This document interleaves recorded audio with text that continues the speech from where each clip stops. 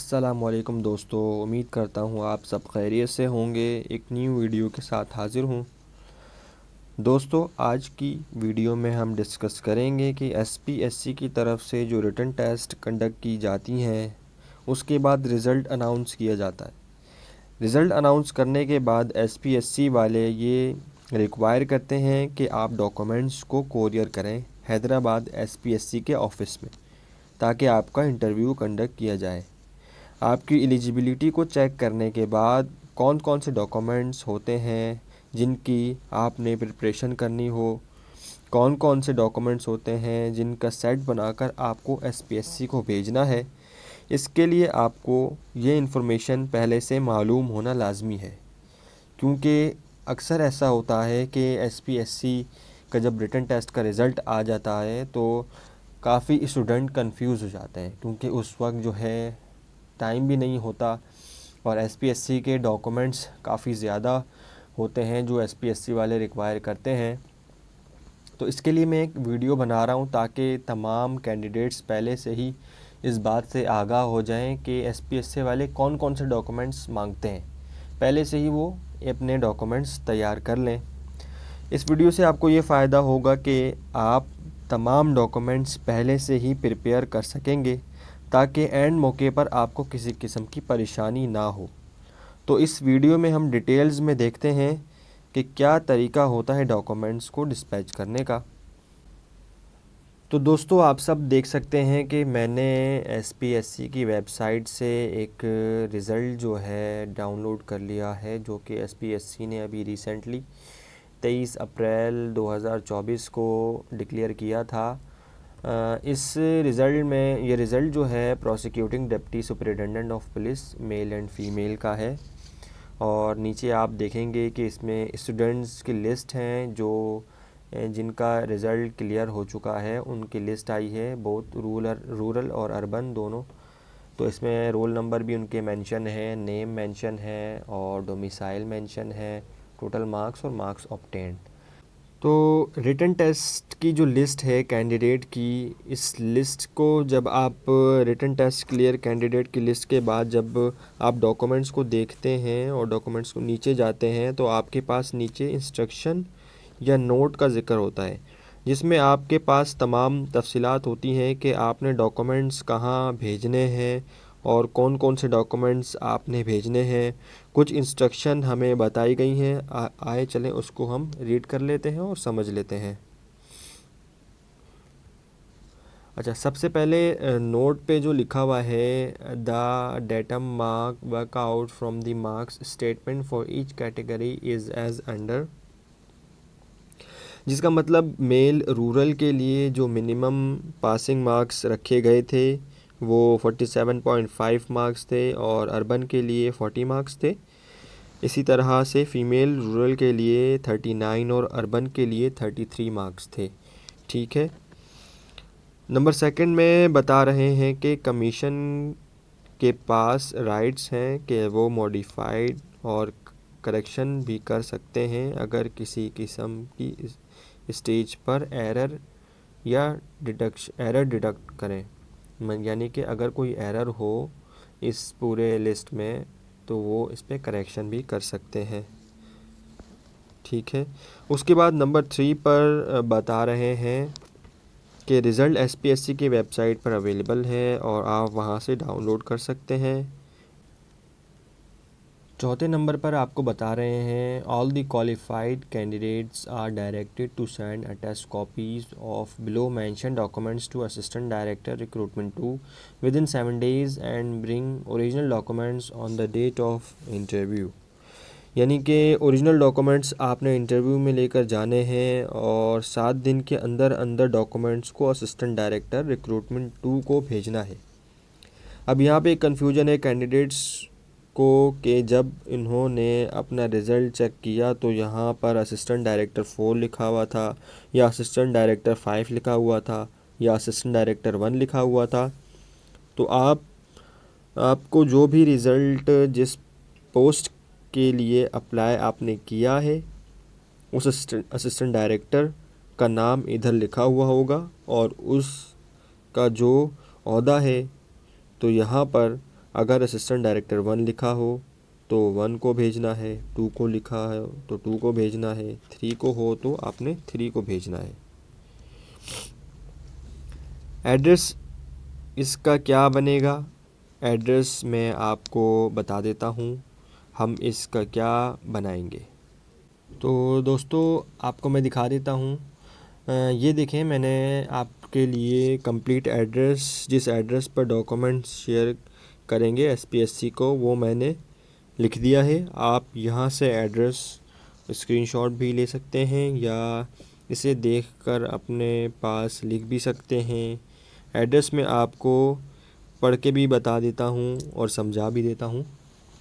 सबसे पहले आप लिखेंगे 2 और असिस्टेंट डायरेक्टर रिक्रूटमेंट 2। अच्छा, मैंने रिक्रूटमेंट 2 क्यों लिखा? क्योंकि यहाँ पर जो टेस्ट है, जो इन्होंने बताया है कि ये हमें कोरियर किसको करना है, रिक्रूटमेंट 2 को। रिक्रूटमेंट 2 मेंशन है। अगर यहाँ पर रिक्रूटमेंट 1 होता, 3 होता, 4 होता, 5 होता तो मैं अपने एड्रेस में भी उसी हिसाब से 1, 3, 4, 5 लिखता। ठीक है। इसी तरह नीचे जो है फिर आप लिख देंगे सिंध पब्लिक सर्विस कमीशन और उसके नीचे ठंडी सड़क हैदराबाद और ये फ़ोन नंबर है। ये पूरा एड्रेस है सिंध पब्लिक सर्विस कमीशन के ऑफिस का। ठीक है। इसके बाद फ्रॉम में आप अपना नाम लिखेंगे। सबसे पहले नाम लिखने के बाद अपना कंप्लीट एड्रेस लिखेंगे। कंप्लीट एड्रेस लिखने के बाद अपना सिटी यानी कराची और उसके बाद अपना मोबाइल नंबर लिख देंगे। तो ये पूरा आपको मैंने एड्रेस दिखा दिया है। इसी तरह आपको क्लियर हो गया।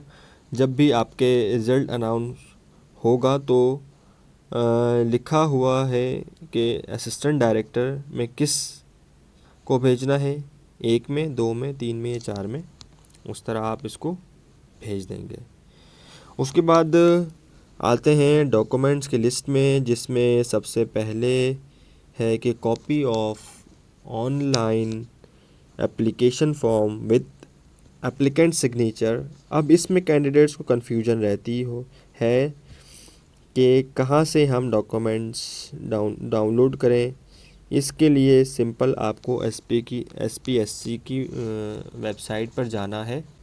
सेकंड नंबर पे जो डॉक्यूमेंट्स की रिक्वायरमेंट है, इसमें 3 attached photograph attached on back side, यानी 3 फ़ोटोग्राफ जो बैक साइड पर अटैच हुआ हो। और अटैच्ड के लिए आपको 17, 18, 19, 20 ग्रेड के ऑफिसर से अटैच करवा सकते हैं। कम से कम 17 ग्रेड के ऑफिसर से अटैच करवाना। इससे नीचे के ग्रेड पर ऑफिसर से अटैच नहीं होना चाहिए। थर्ड नंबर पर CNIC की एक कॉपी जो कि अटैच्ड होनी चाहिए। अच्छा, फ़ोटोग्राफ जो है आपके बैक साइड पे अटैच होना चाहिए, आपकी तस्वीर पे अटैच नहीं होना चाहिए। और CNIC भी आपका अटैच्ड होना चाहिए। ठीक है, एक ही CNIC की कॉपी देनी है।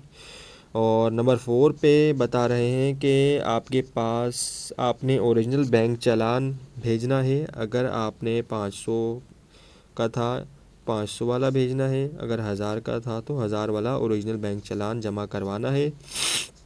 एक इम्पॉर्टेंट चीज़ जो मैं आपको बताता चलूँ कि जब भी आप अपना ओरिजिनल बैंक चालान भेजें तो उसका प्रिंट लाजमी अपने पास रखें या उसकी कलर कॉपी करवा कर अपने पास लाजमी रखें। इससे ये फ़ायदा होता है कि जब भी ऐसा हो कि एसपीएससी को आपके डॉक्यूमेंट्स नहीं मिले तो आपके पास प्रूफ मौजूद हो। इसी तरह नंबर 5 नंबर पर जो है पर आपको बता रहे हैं कि मैट्रिक का सर्टिफिकेट आपको भेजना है और ये भी अटेस्ट होना लाजमी है। सर्टिफिकेट जो आपको मैट्रिक करने के 2 या 3 साल बाद मिलता है वो वाला सर्टिफिकेट होना चाहिए और उस पे आपका डेट ऑफ बर्थ मेंशन होना चाहिए। ठीक है, ये वो सर्टिफिकेट है यानी जो आपको 2 साल बाद मिलता है जब आप इंटर भी कर चुके होते हैं तकरीबन। तो 6 नंबर पर आपको इंटरमीडिएट का सर्टिफिकेट की फ़ोटोग्राफ और इसको बोर्ड से इशू जो कि बोर्ड से इशू होती है और ये भी सेम सर्टिफिकेट है जो कि आपको इंटर करने के 2 साल बाद मिल रही होती है। ठीक है, ये भी आपको इसका भी कॉपी अटेस्ट कॉपी जमा करवानी है। 7 नंबर पर जो आपको ग्रेजुएशन की सर्टिफिकेट जमा करवानी है जो आपने किसी रिकॉग्नाइज्ड यूनिवर्सिटी से किया होगा। यानी बैचलर आपने जिस यूनिवर्सिटी से किया है उसकी भी अटेस्ट कॉपी आपने एक जमा करवानी है। और 8 नंबर पर मास्टर डिग्री, अगर आपकी वैकेंसी में मास्टर डिग्री की रिक्वायरमेंट है तो आपने अपनी मास्टर डिग्री की भी सर्टिफिकेट जमा करवाना है, ठीक है। इसके बाद 9th नंबर पर ऑल मार्क्स सर्टिफिकेट। अच्छा, अब ये क्या होता है? जब आपने ये सारे सर्टिफिकेट जमा करवा दिए तो ये मार्क्स सर्टिफिकेट क्या है? मार्क्स सर्टिफिकेट का मतलब होता है मार्कशीट, यानी कि इन सब चीज़ों की तो आपने सर्टिफिकेट्स जमा करवाएं, और अगर सर्टिफिकेट नहीं है तो आप सर्टिफिकेट ज़रूर निकलवाएं जाकर अभी से। इसलिए वीडियो बनाने का मकसद है कि आप अभी से सर्टिफिकेट्स वगैरह के लिए अप्लाई कर लें, क्योंकि अक्सर स्टूडेंट्स जो है सर्टिफिकेट नहीं निकलवाते हैं क्योंकि वो मार्कशीट से ही काम चला रहे होते हैं। तो अभी इस वीडियो में आपको पता चल गया कि सर्टिफिकेट लाजमी है, तो आपने सर्टिफिकेट फ़ौरन जाके निकलवाना है, ठीक है। उसके बाद मार्कशीट तो सब इनके पास होती है, तो मार्कशीट की भी अटेस्ट कॉपी आप जो है लाजमी जमा करवाएं। और इसके बाद 10th नंबर पे जो है no objection certificate required original for already in government service.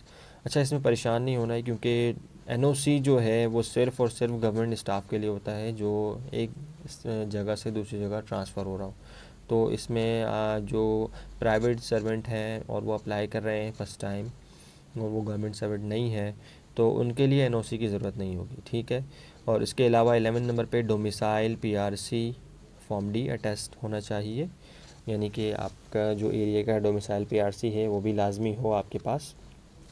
अच्छा, 12 नंबर पे बता रहे हैं 2 करेक्टर सर्टिफिकेट, जिसमें पहला ए नंबर पे जो है last institute college university character certificate attest copy, यानी कि आपको आपकी जो लास्ट आपने डिग्री हासिल की है, अगर वो कॉलेज है तो कॉलेज या यूनिवर्सिटी है तो यूनिवर्सिटी से आपको अपना करेक्टर सर्टिफिकेट निकलवाना है और वो भी अटेस्ट होना चाहिए, ठीक है। और इसके अलावा बी पे जो लिखा हुआ है 1 character certificate from government officer not the below PPS 17 original required. अब ये एक जो है बड़ी परेशानी वाला मामला है, क्योंकि आपके इलाके में जो भी गवर्नमेंट सर्वेंट हैं जिनका ग्रेड BPS 17 है या उससे अबव है, तो आप उनसे जो है एक करेक्टर सर्टिफिकेट अपने लिए जारी करवाएंगे और उसकी ओरिजिनल वो जो सर्टिफिकेट देंगे उसका ओरिजिनल आपको भेजना होगा, ठीक है। ये आप अभी से इसलिए वीडियो बनाने का मकसद ये है कि आप इनकी तैयारी करें। और नंबर 13 पर valid registration certificate from PMDC PEC SBC PBC before the closing date advertisement in case of doctor dentist engineer lawyer और स्टाफ नर्स रिस्पेक्टिवली। अब ये सर्टिफिकेट्स कहाँ से मिलेंगे? तो इसमें भी आपको घबराने की ज़रूरत नहीं है, क्योंकि ये सिर्फ़ और सिर्फ उन सिचुएशन में चाहिए जब आप डॉक्टर डेंटिस्ट इंजीनियर लॉयर या स्टाफ नर्स के लिए अप्लाई कर रहे हैं, तो उसमें ये सर्टिफिकेट चाहिए होता है। और वो जो अप्लाई कर रहे होते हैं उनको इन सर्टिफिकेट के बारे में पता भी होता है। इसके अलावा और कोई इसमें किसी और वैकेंसी के लिए ये सर्टिफिकेट नहीं चाहिए, ठीक है। 14 नंबर पर है अदर डॉक्यूमेंट इफ़ रिक्वायर्ड और any experience required as mention in advertisement. अच्छा, अब इसमें एक समझने की बात है, मैं आपको इसका बता देता हूँ कि बेसिकली इसमें कह रहे हैं कि अगर जिस वैकेंसी के लिए आपने अप्लाई किया है उस वैकेंसी के लिए एक्सपीरियंस रिक्वायर्ड है तो एक्सपीरियंस सर्टिफिकेट भी आपको जमा करवाना है। यानी अगर आपने अप्लाई किया है और उसमें एक्सपीरियंस मांगा है 2 साल का, तो आपने जहाँ भी 2 साल काम किया है तो उसका एक्सपीरियंस चाहिए होगा, ठीक है। एक्सपीरियंस लेटर वहाँ से आप अपना निकलवा सकते हैं उस जॉब से, ठीक है। नंबर 15 पर लिखा गया है कि अगर आप से डॉक्यूमेंट्स की रिक्वायर्ड की गई हो, किसी स्पेसिफ़िक डॉक्यूमेंट्स की रिक्वायर्ड की गई हो तो वो आप लाजमी के साथ हमें भेजें। यानी जब हम किसी पोस्ट के लिए अप्लाई कर रहे थे तो उसी में ही कभी लिखा होता है कि भाई ये डॉक्यूमेंट्स लाजमी होने चाहिए, तो आप उसको भी लाजमी इसमें अटैच कर दें, ठीक है। तो मेरे दोस्तों, ये जो है सारी डिटेल्स हैं, चेकलिस्ट है, पूरी चेकलिस्ट आपको मैंने बिल्कुल आराम से सुकून के साथ बता दी है कि आपको किस तरह से ये चेकलिस्ट तैयार करनी है। तो आप अभी से इसको प्रिपेयर करना शुरू करें, ताकि क्योंकि जब एसपीएससी का रिटन टेस्ट अनाउंस होता है तो उस वक्त इतना टाइम होता नहीं है, क्योंकि रिटन टेस्ट के बाद फ़ौरन ये कहते हैं कि 7 डेज़ के अंदर हमें ये सारी चीज़ें जमा करके भेजें। तो 7 दिनों का मुझे नहीं लगता कि ये 7 दिनों में हो सकता है, क्योंकि इसमें कुछ हमें गवर्नमेंट एम्प्लॉयज़ के पास भी जाना होगा, कुछ डॉक्यूमेंट्स हमें स्टाफ से, स्कूल से, यूनिवर्सिटी से निकलवाने होंगे, अगर नहीं निकाले बोर्ड के पास जाना होगा। तो काफ़ी सारी पेचीदा चीज़ें हैं, तो उसको आप देखें। तो दोस्तों ये तमाम डॉक्यूमेंट्स हैं जो आपको भेजना है एसपीएससी।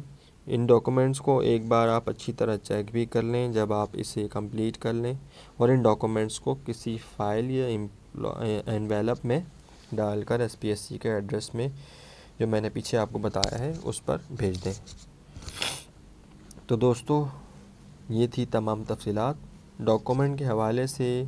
उम्मीद करता हूँ कि आपको ये वीडियो पसंद आई होगी। अगर ये वीडियो आपको पसंद आई है तो आप इस वीडियो को लाइक, शेयर और कमेंट करना ना भूलें, और मेरी आगे आने वाली वीडियो के लिए आप सब्सक्राइब भी कर लें।